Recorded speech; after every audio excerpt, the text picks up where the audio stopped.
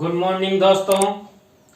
CD RK Saini BEd classes में आप सभी का हार्दिक स्वागत है, अभिनंदन है। देखिए, हम आपके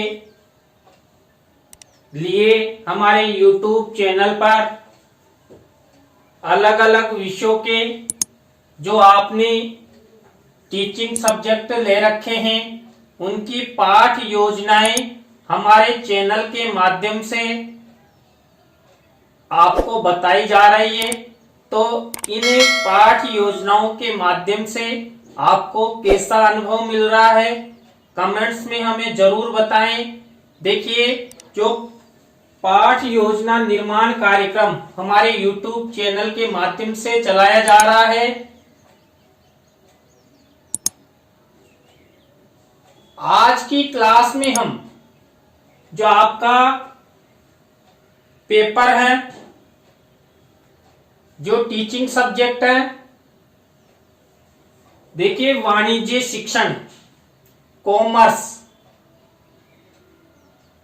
उसके अंतर्गत जो वित्तीय प्रबंधन चलता है, उस वित्तीय प्रबंधन के तहत हम खातों के प्रकार टॉपिक का चयन करते हुए संपूर्ण पाठ योजना का अध्ययन करेंगे। तो आप सब बने रहें हमारे साथ हमारे YouTube चैनल पर। और यदि आप हमारे YouTube चैनल पर पहली बार आए हैं तो हमारे YouTube चैनल को सब्सक्राइब करें और पास ही बने बेल आइकन के बटन को दबा देवे। देखिए, हम जब पाठ योजना का निर्माण करते हैं तो सबसे पहले हम शामपट पूर्ति करते हैं। तो देखिए, शामपट पूर्ति में वही विद्यालय का नाम हमने CDRK सैनी बीएड क्लासेज लिखा है, वही कक्षा का लिखना है, वर्ग लिखना है, विषय लिखना है वाणिज्य शिक्षण। देखिए, मैंने यहाँ पर पूरा ही वाणिज्य कॉमर्स वर्ग लिख दिया है। इसमें अलग अलग चलते हैं, जैसे व्यवसायिक संगठन है, वित्तीय प्रबंधन है। तो आपका जो टॉपिक हो उसके हिसाब से आप लिख सकते हैं। यहाँ वित्तीय प्रबंधन भी लिख सकते हैं या व्यवसायिक संगठन भी लिख सकते हैं। वही कालांश, इसके बाद देखिए आज की दिनांक लिख दी और समय लिख दिया 30 मिनट। अब देखिए, समय 30 मिनट भी हो सकता है, 35 भी हो सकता है, 40 आपका कालांश है, उसके हिसाब से आपको समय लिखना है। इसके बाद 20 सेंटर में मैंने लिखा खातों के प्रकार। देखिए, जब आप पाठ योजना की डायरी बनाते हैं उसमें तो पहले से ही हम प्रकरण का नाम लिख लेते हैं, लेकिन जब हम पाठ योजना का प्रस्तुतिकरण करते हैं तो टॉपिक का नाम हम उद्देश्य कथन करते हुए करते हैं। शामपट पूर्ति के बाद आते हैं हमारे शिक्षण उद्देश्य। देखिए, हर पाठ योजना निर्माण के समय हम उद्देश्य बनाते हैं, विशिष्टीकरण करते हैं और अपेक्षित व्यवहारगत परिवर्तन हमारी पाठ योजना निर्माण के समय निर्मित किए जाते हैं। देखिए, जब आप पाठ योजना के उद्देश्य बनाते हैं तो कई प्रशिक्षणार्थियों की शिकायतें रहती है कि सर हम उद्देश्य बना लेते हैं, विशिष्टीकरण बना लेते हैं, लेकिन अपेक्षित व्यवहारगत परिवर्तन में जो फ्यूचरकृत उद्देश्य बनाए जाते हैं वो हमसे नहीं बनते हैं। तो देखिए, इसका सरल सा तरीका है, आपको विशेष क्या ध्यान रखना होगा, आपका टॉपिक, और दूसरा आप जिस उद्देश्य के बारे में अपेक्षित व्यवहारगत परिवर्तन बना रहे हैं। तो देखिए, यहाँ पर हमारा पहला उद्देश्य है ज्ञान और हमारा टॉपिक है खातों के प्रकार। अब यहाँ पर देखिए, हमने विशिष्टीकरण बना लिया। अब ये खातों यानी कि धन से संबंधित है, क्योंकि कॉमर्स में हम वित्तीय प्रबंधन, व्यवसायिक संगठनों के बारे में अध्ययन करते हैं, तो इससे संबंधित ये विशिष्टीकरण हो गया। अब यहाँ ज्ञान और खातों से संबंधित अपेक्षित व्यवहारगत परिवर्तन के उद्देश्य बनाए जाएंगे। देखिए छात्र खातों के प्रकारों का प्रत्याय स्मरण कर सकेंगे। तो यहाँ पर ज्ञान से संबंधित है ये तीनों जो अपेक्षित व्यवहारगत परिवर्तन जो उद्देश्य हैं वो ज्ञान से संबंधित है। और इसमें देखिए जो आपका प्रकरण है वो यहाँ पर पेश किया गया है। इसी प्रकार अवबोध में, अवबोध का अर्थ होता है समझना। तो देखिए यहाँ पर देखिए अवगत करवाया गया है किसका, वित्तीय प्रबंधन का, और विभिन्न प्रकार के खातों का बोध कराना, अवबोध कराना, समझाना, इस तरह आप उद्देश्य बना सकते हैं। और यही अवबोध और आपके टॉपिक से रिलेटेड देखिए यहाँ पर अपेक्षित व्यवहारगत परिवर्तन बने हुए। तो आप इस तरह अपने उद्देश्य, विशिष्टीकरण और अपेक्षित व्यवहारगत परिवर्तन बना सकते हैं। हम 6 उद्देश्य बनाते हैं। पहला ज्ञान, दूसरा अवबोध, थर्ड नंबर का उद्देश्य है हमारा ज्ञानोपयोगी और चौथा है कौशल। देखिए यहाँ पर भी ज्ञानोपयोगी से संबंधित विशिष्टीकरण, अपेक्षित व्यवहारगत परिवर्तन और कौशल से संबंधित वही विशिष्टीकरण और अपेक्षित व्यवहारगत परिवर्तन। तो आपको विशेष क्या ध्यान रखना है, मेन आपका उद्देश्य और आपका टॉपिक। तो आप शीघ्र क्या बना सकते हैं, आप उद्देश्य बनाते हुए अपेक्षित व्यवहारगत परिवर्तन ठीक से बना सकते हैं। इसके बाद 5वां उद्देश्य है अभिरुचि। अब देखिए अभिरुचि से संबंधित क्या है, यहाँ विशिष्टीकरण है और अभिरुचि से संबंधित यहाँ पर अपेक्षित व्यवहारगत परिवर्तन के उद्देश्य बनाए गए हैं। और इसमें हमारे मेन टॉपिक को लिया गया है। खातों से संबंधित हमारा ये टॉपिक है, तो खातों के बारे में ही देखिए यहाँ पर हाईलाइट भी किया गया है। और हमारा 6ठा उद्देश्य होता है अभिवृत्ति। अभिवृत्ति से संबंधित ये विशिष्टीकरण है और ये अपेक्षित व्यवहारगत परिवर्तन है। अब देखिए ये 6 उद्देश्य हमारे पूरे हो चुके हैं। आप जब पाठ योजना बनाते हैं तो पाठ योजना की डायरी में आप इन 6 उद्देश्यों को इसी फॉर्मेट में लिखें और बनाएं। देखिए जो YouTube पर हमारे द्वारा जितने भी चैनल संचालित है वो सब CDRK सैनी के नाम से संचालित है। चाहे गूगल हो, यूट्यूब हो, विडमेट हो, फेसबुक हो, शेरे चैट हो, सब पर आप हमारे जितने भी चैनल संचालित है उन सबको CDRK सैनी कीवर्ड द्वारा सर्च कर सकते हैं। आपको हमारे सभी चैनल्स मिल जाएंगे और आप उन पर अपलोडेड वीडियो का अधिगम कर सकते हैं, ज्ञान प्राप्त कर सकते हैं और अपने जीवन के लिए उपयोगी ज्ञान वहां से आप प्राप्त कर सकते हैं। इसके बाद देखिए कक्षा शिक्षण सहायक सामग्री। देखिए हमने कई पाठ योजनाओं में आपको बता दिया, सामान्य शिक्षण सहायक सामग्री एक जैसी होती है। इसके बाद होती है विशिष्ट शिक्षण सहायक सामग्री।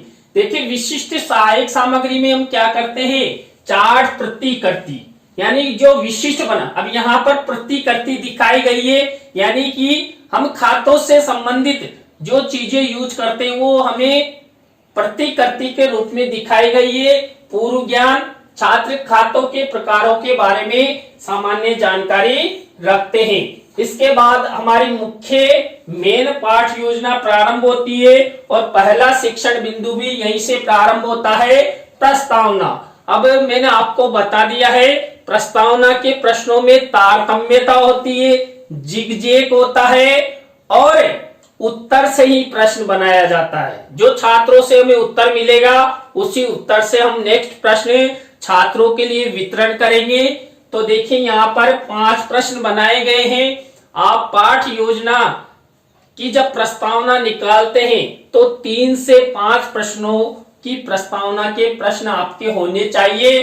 देखिए यहाँ पर जनसंख्या की दृष्टि से विश्व में प्रथम स्थान किस देश का है, चीन का। अब इसी चीन से अगला प्रश्न, चीन के बाद जनसंख्या की दृष्टि से द्वितीय स्थान किस देश का है, भारत का। अब भारत से ही अगला प्रश्न है, भारत में अधिकांश जनसंख्या क्या व्यवसाय करती है, कृषि व्यवसाय 75% हमारे यहाँ पर कृषि की जाती है, तो कृषि व्यवसाय सबसे अधिक किया जाता है। और कृषि से प्राप्त आय को हम कहाँ जमा कराते हैं? बैंकों में। धन को कहाँ जमा कराएंगे? अरे बैंकों में। अब बैंकों से ही हमारा अगला प्रश्न बन रहा है, बैंकों में खातों के प्रकारों के बारे में आप क्या जानते हैं? आपका ये 5वां प्रश्न समस्यात्मक हो गया। इसके तुरंत बाद हमारा जो सेकंड स्टेप होता है, शिक्षण बिंदु होता है, सोपान होता है, वो होता है उद्देश्य कथन। देखिए यहाँ पर उद्देश्य कथन किया गया है। बच्चों, आज हम सब खातों के प्रकारों के बारे में विस्तार पूर्वक अध्ययन करेंगे। छात्र छात्रा ध्यान पूर्वक सुनेंगे। यहाँ पर आपकी 2 स्टेप पूरी हो चुकी है। थर्ड स्टेप होती है प्रस्तुतिकरण। देखिए प्रस्तुतिकरण में हम क्या करते हैं, मैंने आपको कई पाठ योजनाओं में बता दिया है। 3 शिक्षण बिंदु लेते हैं। देखिए पहला शिक्षण बिंदु हमने यहाँ पर ले लिया है चालू खाता। अब चालू खाता से संबंधित हम यहाँ पर विकासात्मक प्रश्न करेंगे। देखिए विकासात्मक प्रश्न छात्र अध्यापक छात्र अध्यापिका द्वारा किए जाते हैं और विकासात्मक उत्तर छात्र छात्राओं द्वारा दिए जाते हैं। इसमें पहला, वस्तुओं का विक्रय करने से हमें क्या प्राप्त होता है? धन। व्यवसाय करने के लिए क्या खोले जाते हैं? कंपनी, फर्म आदि। चालू खाते के बारे में आप क्या जानते हैं? तो छात्र निरुत्तर हो जाएंगे। देखिए यहाँ तारतम्यता का कोई नहीं है, लेकिन आपको आपका जो विषय है टॉपिक, तो उससे रिलेटेड प्रश्न करने। अब देखिए यहाँ पर कॉमर्स से संबंधित प्रश्न किए गए हैं। हिंदी है तो हिंदी से संबंधित, संस्कृत है तो संस्कृत से संबंधित विकासात्मक प्रश्न किए जाते हैं। तो यहाँ कॉमर्स से संबंधित प्रश्न, विकासात्मक प्रश्न किए गए हैं। तो इस तरह आप विकासात्मक प्रश्न बनाएंगे और विकासात्मक प्रश्नों के बाद हमारा आता है छात्र अध्यापक छात्र अध्यापिका कथन होता है।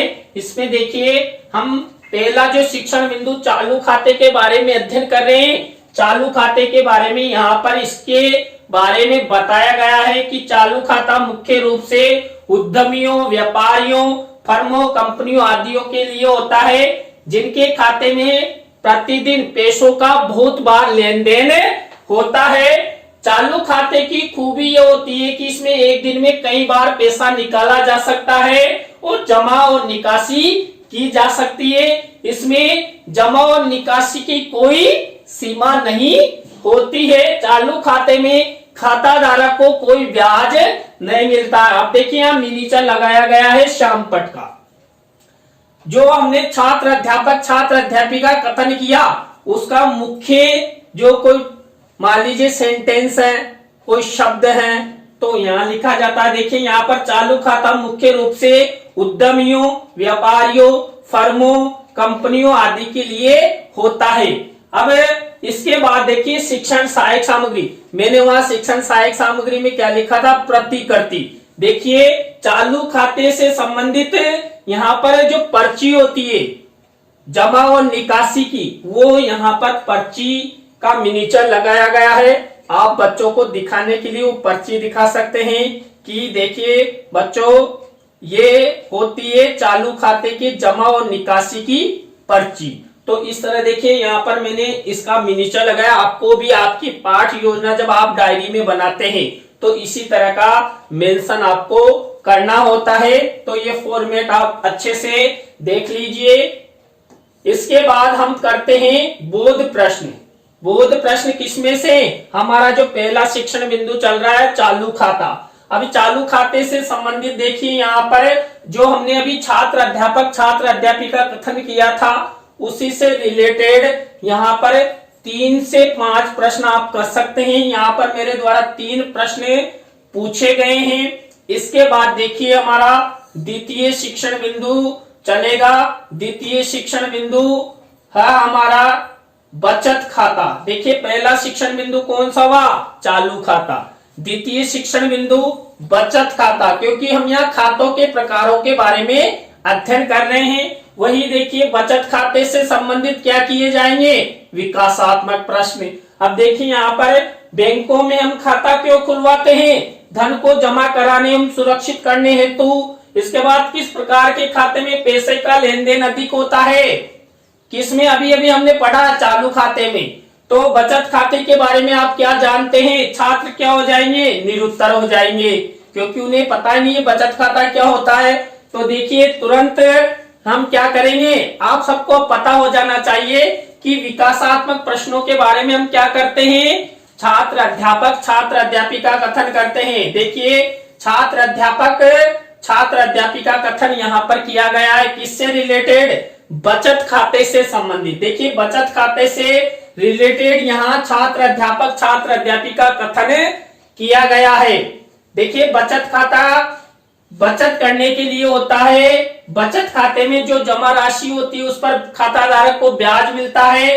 बचत खाते में एक दिन में कई बार राशि तो जमा कराई जा सकती है, लेकिन निकालने की कई शर्तें होती है और न्यूनतम हम 50 रुपए से कम नहीं निकाल सकते। तो इस तरह छात्र अध्यापिका कथन होगा। इसके बाद इधर देखिए वही श्यामपट्ट कार्य, मुख्य शब्द मुख्य सेंटेंस श्यामपट्ट मिनीचर पर लिखा होता है। यहाँ पर देखिए बचत खाता बचत हेतु होता है, बचत खाते में ब्याज राशि मिलती है।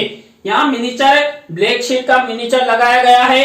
इसके बाद देखिए शिक्षण सहायक सामग्री में देखिए ये बड़ौदा राजस्थान क्षेत्रीय ग्रामीण बैंक की पर्ची में लाया हूं, तो वहां से इसमें जो बचत खाते में जो निकासी की पर्ची होती है, ये निकासी की पर्ची यहाँ पर है।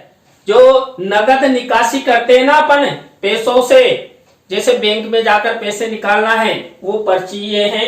तो इस तरह मिनीचर लगाया गया है। अब देखिए 2 शिक्षण बिंदु हमने पढ़ लिए और इसके बाद हम करते हैं वही बोध प्रश्न। देखिए यहाँ पर 3 बोध प्रश्न बनाए गए हैं। आप भी 3 से 5 बोध प्रश्न बना सकते हैं। तो ये बचत खाते से जो हमने छात्र अध्यापक छात्र अध्यापिका कथन किया ना, उसी में से उसी विषय वस्तु में से ये बोध प्रश्न छात्रों से पूछे जाते हैं। बोध प्रश्न छात्र अध्यापक छात्र अध्यापिका द्वारा पूछे जाते हैं और बोध उत्तर छात्र देते हैं। इसके बाद हमारा देखिए थर्ड शिक्षण बिंदु चलेगा। थर्ड शिक्षण बिंदु आवर्ती जमा खाता। आवर्ती जमा खाता देखिए हमने खातों के प्रकारों के बारे में तीसरे नंबर का जो खाता होता है उसके बारे में अब अध्ययन करने जा रहे हैं। तो यहाँ पर वही जो हमारा थर्ड शिक्षण बिंदु है आवर्ती जमा खाता, तो इससे संबंधित यहाँ पर विकासात्मक प्रश्न किए जाएंगे और ये विकासात्मक उत्तर छात्रों द्वारा किए जाएंगे। देखिए यहाँ पर आप देख रहे होंगे या तो प्रश्न वित्तीय प्रबंधन से संबंधित है या बैंक से संबंधित है या खाते से संबंधित है। यानी मैंने आपको शुरू में ही बता दिया, आपको मेन आपका जो टॉपिक है और आपका जो विषय है उसको विशेष ध्यान रखते हुए विकासात्मक प्रश्न बनाने होते हैं। अब देखिए आवर्ती जमा खाता के विकासात्मक प्रश्नों के बाद हमारा वही द्वितीय शिक्षण बिंदु आप सबको पता है क्या चलता है, छात्र अध्यापक छात्र अध्यापिका कथन। देखिए यहाँ पर आवर्ती जमा खाते से संबंधित मौखिक रूप से व्याख्यान रूप में जो छात्र अध्यापक होता है वो कथन करता है। तो यहाँ पर आपको यहाँ लिखना है, लेकिन इसका जब प्रस्तुतिकरण करेंगे तो इसको मौखिक रूप में यानी व्याख्यान कौशल के रूप में छात्रों के सामने प्रस्तुत किए जाते हैं। देखिए कॉमर्स, इतिहास, भूगोल, एसेस, इसमें अध्यापक के पास कोई पुस्तक नहीं होती है, मेन होता है टॉपिक। श्यामपट्ट पर टॉपिक लिखते हैं और समझाते हुए चले जाते हैं, प्रश्न करते रहते हैं, विकासात्मक प्रश्न, फिर छात्र अध्यापक छात्र अध्यापिका कथन, फिर बोध प्रश्न। अब देखिए इसमें जो आवर्ती जमा खाता है उससे संबंधित यहाँ पर मिनीचर ब्लैक शीट पर लगाया गया है।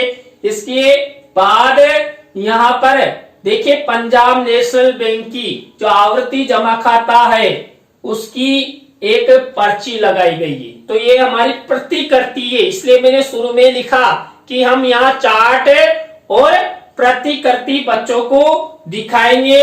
अब देखिए इससे संबंधित अब अगला हमारा क्या होगा, बोध प्रश्न। देखिए बोध प्रश्न, ये बोध प्रश्न, वही 3 से 5 बोध प्रश्न हम छात्रों से पूछ सकते हैं। तो यहाँ पर 3 प्रश्न आवृत्ति जमा खाता, जो हमने छात्र अध्यापक छात्र अध्यापिका कथन किया ना, उसी में से 3 से 5 प्रश्न आपको बनाने होते हैं। मेरे द्वारा 3 प्रश्न बनाए गए हैं और इस तरह हम 3 शिक्षण बिंदु बनाते हैं, किससे संबंधित, हमारे टॉपिक से रिलेटेड। देखिए यहाँ पर खातों के प्रकारों से संबंधित था, तो हमने 3 प्रकार के खाते लिए, चालू खाता, बचत खाता, आवर्ती जमा खाता। इस तरह आप खातों के प्रकारों से संबंधित 3 शिक्षण बिंदु लेंगे और उनके क्या करेंगे, विकासात्मक प्रश्न बनाएंगे, छात्र अध्यापक छात्र अध्यापिका कथन करेंगे और बोध प्रश्न बनाएंगे। इसके बाद हमारी नेक्स्ट स्टेप आती है चौथे नंबर की, पुनः आवृत्ति प्रश्न। पुनरावृत्ति प्रश्नों में 5 प्रश्न पूछे जाते हैं। अब ये 5 प्रश्न कहां से पूछे जाते हैं, देखिए हमने जो 3 शिक्षण बिंदु लिए थे, चालू खाता, बचत खाता, आवर्ती जमा खाता, उनमें जो बोध प्रश्न किए गए थे, उन बोध प्रश्नों में से ही 5 प्रश्न लेने। 3 शिक्षण बिंदुओं में से 5 प्रश्न आपको बनाने। देखिए वही प्रश्न है जो हमने पहले बोध प्रश्नों में छात्रों से किए थे, क्योंकि पुनः आवृत्ति यानी छात्रों का पुनः अभ्यास प्रश्नों की आवृत्ति यहां पर हम कर सकते हैं। तो ये चौथे नंबर का शिक्षण बिंदु पुनरावृत्ति। पुनरावृत्ति के बाद 5वां शिक्षण बिंदु चलता है मूल्यांकन प्रश्न। देखिए मूल्यांकन प्रश्नों के बारे में मैंने कई पाठ योजनाओं में आपको बताया है कि आपको इस तरह ब्लैक शीट पर 6 प्रश्न बनाने होते हैं। 3 मुख्य प्रश्न है। देखिए पहला प्रश्न, सही विकल्प का चुनाव कीजिए। सही विकल्प का यानी अवशब्द वाले हैं। अवशब्द वाले में मैंने 2 प्रश्न बनाए हैं। इसके बाद दूसरा प्रश्न, रिक्त स्थानों की पूर्ति कीजिए। इसमें 2 प्रश्न बनाए हैं। एक पंक्ति में उत्तर दीजिए, ये मैंने 2 प्रश्न बनाए। इस तरह टोटल 6 प्रश्न है। इस तरह का फॉर्मेट आप मूल्यांकन प्रश्नों में बना सकते हैं। देखिए यहाँ पर रिक्त स्थानों की जगह आप सत्य असत्य वाले, यहाँ पर अति लघुत्रात्मक या एक शब्द में उत्तर दीजिए, इस तरह के प्रश्न भी ले सकते हैं। हाँ, हालांकि मूल्यांकन प्रश्न में छोटे प्रश्न लेते हैं, निबंधात्मक प्रश्न यहाँ पर नहीं लेते हैं। तो इस तरह यह आपका 5वां जो शिक्षण बिंदु है मूल्यांकन प्रश्न, ये पूरा होता है। इसके बाद आता है हमारा होमवर्क, गृह कार्य सोपान। गृह कार्य के अंतर्गत वही शाम पट पर लिखकर क्या किया जाता है, छात्रों को होमवर्क दिया जाता है। यहाँ पर एक निबंधात्मक प्रश्न दिया गया है, चालू खाते एवं बचत खाते के बारे में आप क्या जानते हैं। ये 6 शिक्षण बिंदु आपके कॉमर्स की पाठ योजना वित्तीय प्रबंधन के रूप में खातों के प्रकार जो हमने टॉपिक लिया उसके बारे में पूरी होती है। तो देखिए आप सबको आज की क्लास कैसी लगी, खातों के प्रकारों के बारे में हमने अध्ययन किया, पाठ योजना बनाई।